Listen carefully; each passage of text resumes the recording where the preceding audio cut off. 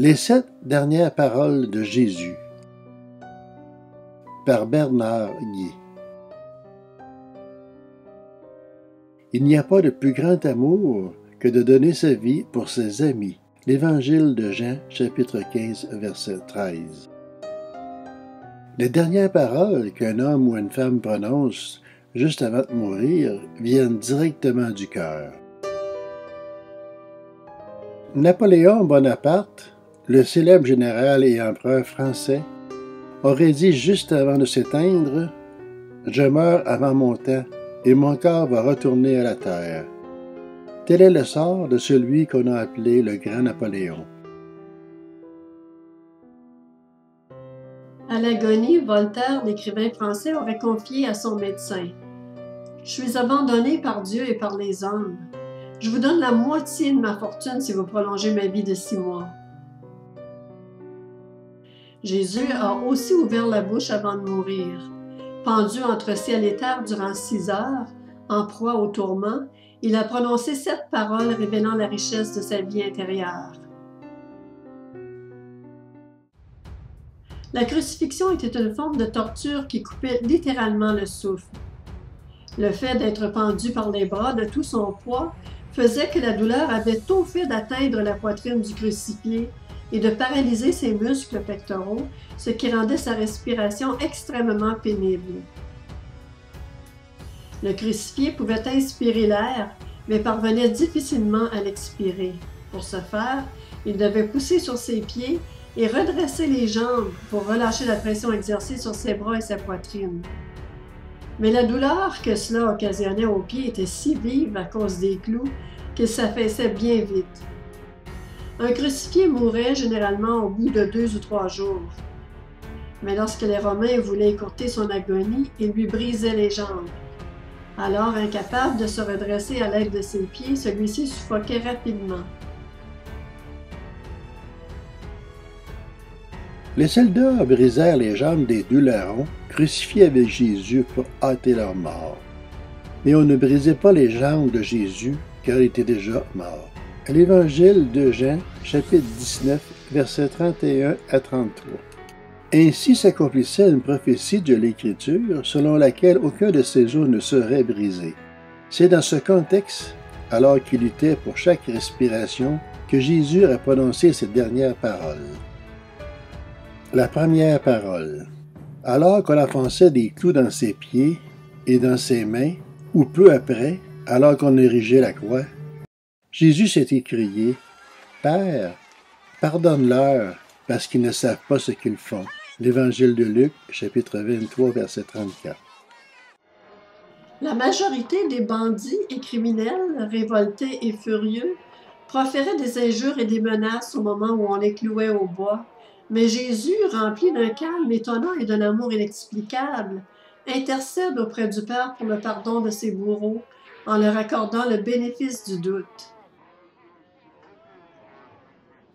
Comme l'a si bien exprimé J.C. Ryle, le célèbre évêque anglican de Liverpool. Alors que le sang du grand sacrifice commençait à couler, le plus grand des grands prêtres commençait à intercéder. Jésus aurait pu, en sa qualité de Dieu homme, condamner ses bourreaux ou les pulvériser par le souffle de sa bouche. Mais à quoi auraient alors servi ses souffrances?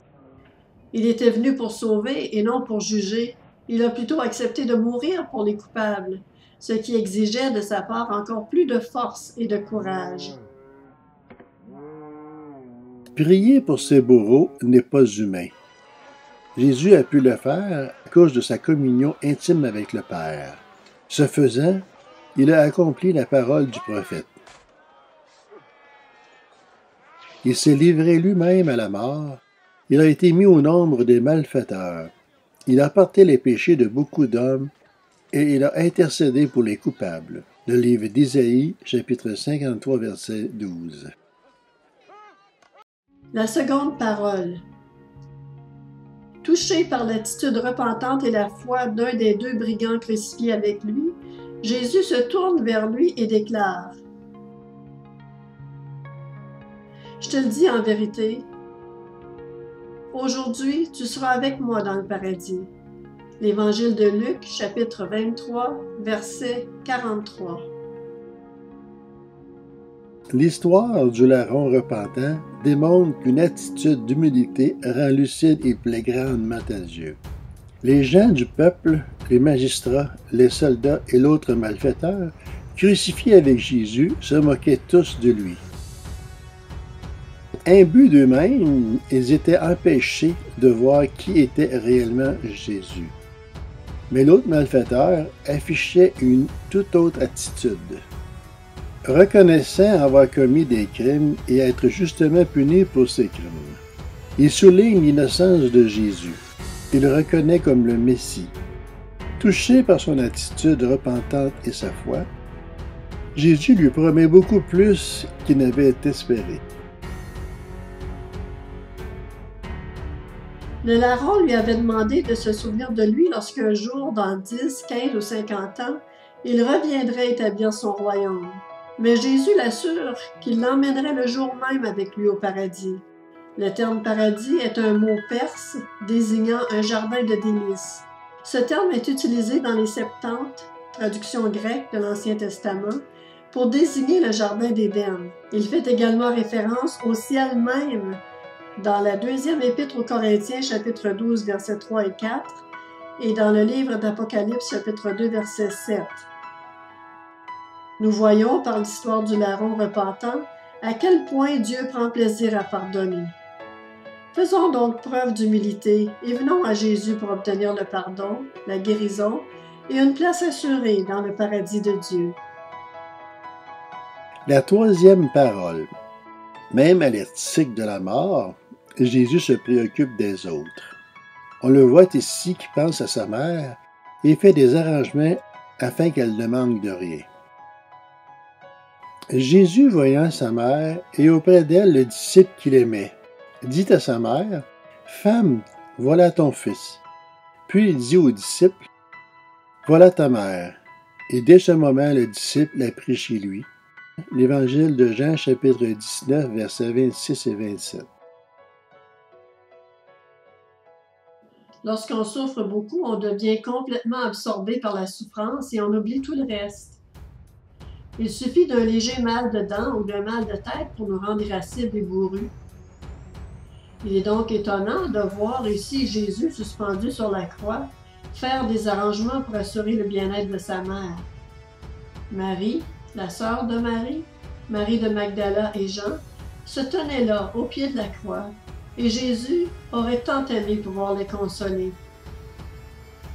Malgré ses souffrances, sa respiration de plus en plus difficile et la tristesse de son âme, il ne pouvait rester insensible à la détresse de ceux qui l'avaient suivi jusque-là et qui n'avaient pas craint de s'identifier à lui. D'ailleurs, nous voyons dans les évangiles qu'il a toujours manifesté une grande sensibilité et une grande compassion envers ceux qui croisaient sur sa route.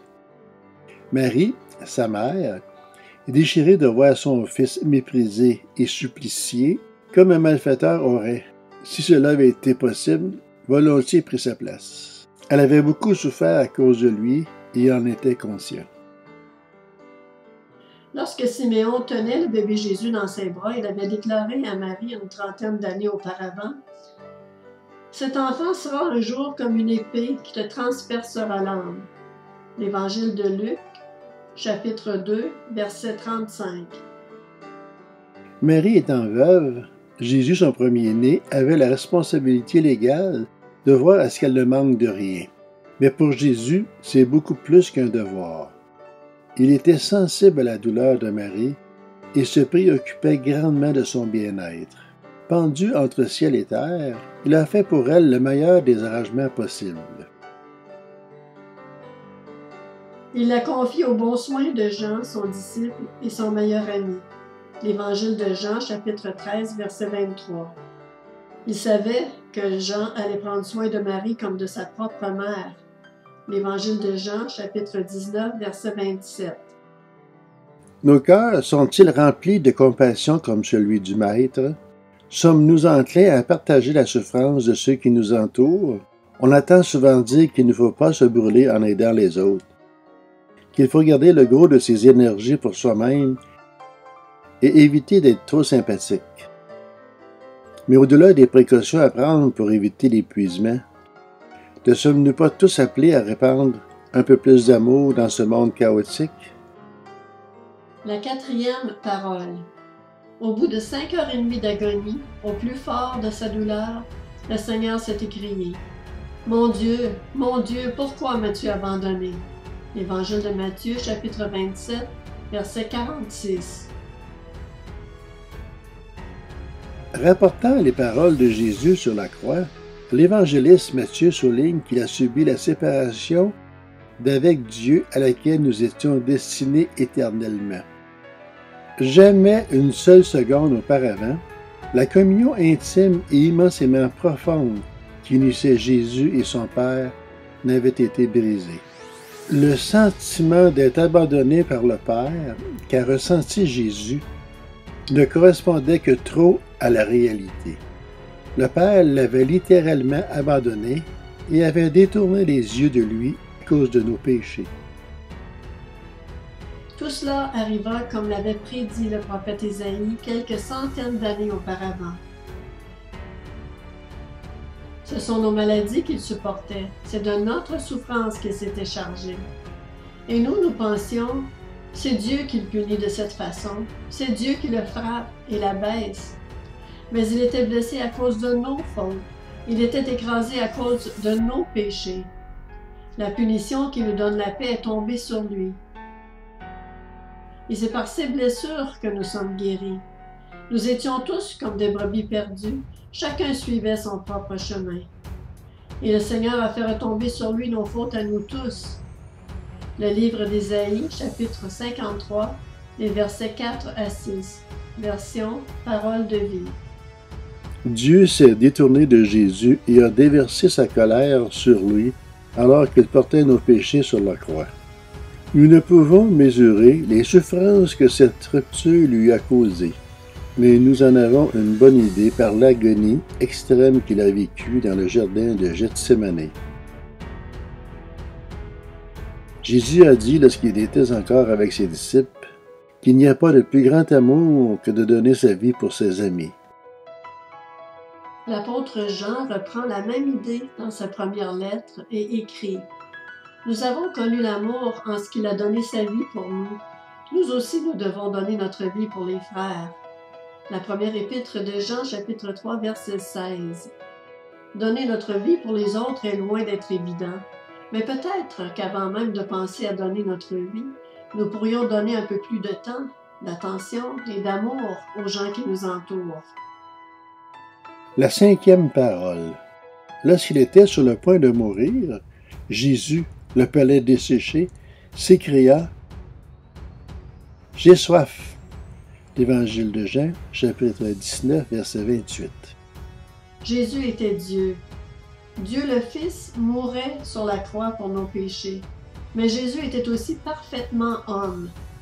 En tant qu'homme, il ressentait la faim, la soif et la fatigue, tout comme nous, et il n'éprouvait aucune gêne à le dire.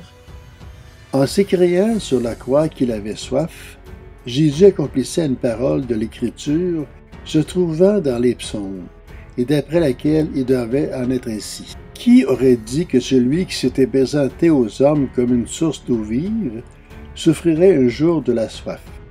Parce que Jésus, en tant qu'homme, a souffert de la faim, de la soif, de la solitude et de bien d'autres maux. Il nous comprend et peut nous soutenir, nous consoler et nous réconforter dans nos moments de souffrance. La sixième parole. Juste avant de rendre l'âme, Jésus s'est écrié: « Tout est accompli. » Évangile de Jean, chapitre 19, verset 30. 3 des évangiles mentionnent que Jésus a poussé un grand cri avant d'expirer. Mais seul Jean nous rapporte ce que Jésus a dit alors. Généralement, un crucifié sur le point de mourir n'avait pas la force de pousser de cris, mais rendait plutôt l'âme en gémissant. Jésus, lui, a poussé un grand cri. Et le cri de Jésus n'était pas un cri d'agonie, mais un cri de victoire. Il venait de remporter la plus grande victoire qui soit.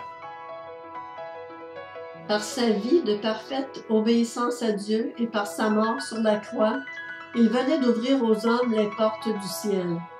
Il avait renversé le mur qui les séparait de Dieu et les privait de sa bonne présence. Maintenant que le chemin du ciel est ouvert, que ferons-nous? L'Écriture dit: Jésus peut sauver parfaitement ceux qui s'approchent de Dieu par lui, étant toujours vivant pour intercéder en leur faveur. L'Épître aux Hébreux, chapitre 7, verset 25.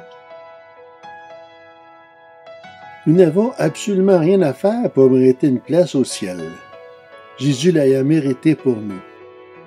Demandons-lui simplement de pardonner nos péchés et de nous réconcilier aujourd'hui avec le Père. Même sans y être encore, nous goûterons aussi dès aujourd'hui aux délices du paradis. La 7e parole. Au moment de rendre l'âme, Jésus a de nouveau ouvert la bouche et s'est écrié d'une voix forte: Père, je remets mon esprit entre tes mains. L'Évangile de Luc, chapitre 23, verset 46. Ces dernières paroles de Jésus correspondaient à la prière que les mères juives enseignaient à leurs enfants pour qu'ils la disent avant de s'endormir. Cette prière est une expression de confiance totale en Dieu. Elle provient d'un psaume dans lequel le roi David remet son sort dans les mains du Seigneur Dieu avec la certitude qu'il agira en sa faveur. En mourant, Jésus se jette dans les bras du Père, car il sait que ce dernier a préparé des choses merveilleuses pour lui. En effet, Jésus savait qu'après avoir souffert, le Père le ressusciterait des morts et l'élèverait au-delà de toute mesure. Lorsque Jésus mentionnait ses souffrances à venir aux disciples, il leur mentionnait toujours aussi de quelle gloire elles seraient suivies. C'est d'ailleurs cette espérance de la gloire à venir qui a donné à Jésus la force de souffrir et d'aller jusqu'au bout. L'Épître aux Hébreux, chapitre 12, versets 1 et 2. Qu'en est-il de nous?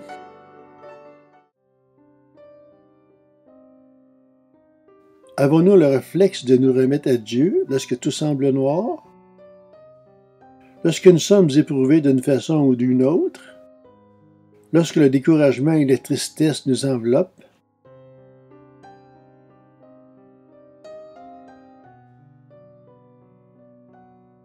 Croyons-nous vraiment que Dieu a de bonnes choses en réserve pour nous? Pourquoi ne pas remettre notre vie entre ses mains aujourd'hui même? Il désire nous faire du bien et nous bénir. Pourquoi attendre?